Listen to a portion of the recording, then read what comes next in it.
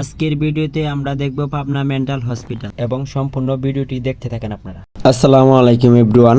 যেহেতু আমরা পাবনা সাইকিয়াট্রিক ভিজিটে যাব, সেই উপলক্ষে বাস ভাড়া করে নিলাম।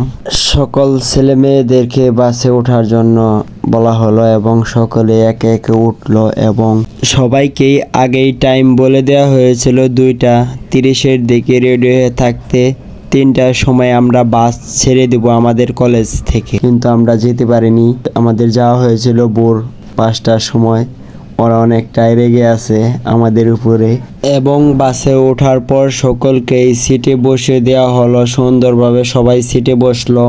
বাস কিছু টাইম চলার পরে ওমা দেখি আমরা যমুনা সেতুতে চলে এসেছি। যেহেতু অনেক টাইম হয়ে গেছে, সকাল 8টা বাজে, সকলকে সকালের খাবার দেওয়া হলো। যেহেতু আমরা টাঙ্গাইল থেকে সকালের খাবার নিয়ে যাওয়া হয়েছিল। খাওয়া দাওয়া শেষ করে কিছু দূর যাওয়ার পর দেখা যায় লালন শাহর মূর্তি। সবাই দেখি নাচানাচি করে হাঁসের মতো ঘুম পাড়ছে। অনেক জার্নি করার পর আমরা দেখতে পারলাম পাবনা মেন্টাল হসপিটাল। অবশেষে জার্নি শেষ করে আমরা পাবনা মেন্টাল হসপিটালের দিকে এসেছি। টাঙ্গাইল থেকে 135 কিলো জার্নি করার পর আমরা পাবনা মেন্টাল হসপিটালে এসে উপস্থিত হতে পেরেছি। সকলে বাস থেকে নেমে আমরা এখন হসপিটাল সুপারভাইজার রুমে যাব। হসপিটাল থেকে অনুমতি নেওয়া আছে আমাদের আগে থেকে এবং সুপারভাইজার রুমের সকল কাজ শেষ করে আমরা এখন বহির্বিভাগে কিছু পেশেন্ট দেখব।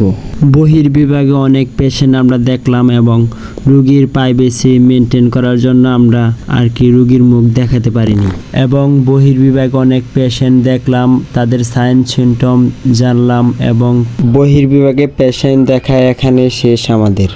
ডক্টর স্যার অনেক সুন্দর ক্লাস নিলেন এবং সবাই মনোযোগ দিয়ে শুনলেন এবং কোন রোগের কী ধরনের সাইন সিমটম দেখা দেয় এবং তাদের আচরণ কী ধরনের হবে সে সম্পর্কেও বললেন আমাদের।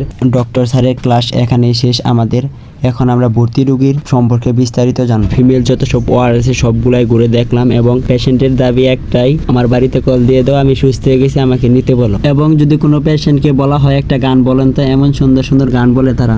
এবং হসপিটালের সকল ধরনের কাজ শেষ করে সবাই আবার গাড়িতে বসে বাসার দিকে রওনা দিলাম আমরা এবং রাত্রি 11:30 দিকে বাসায় আমরা।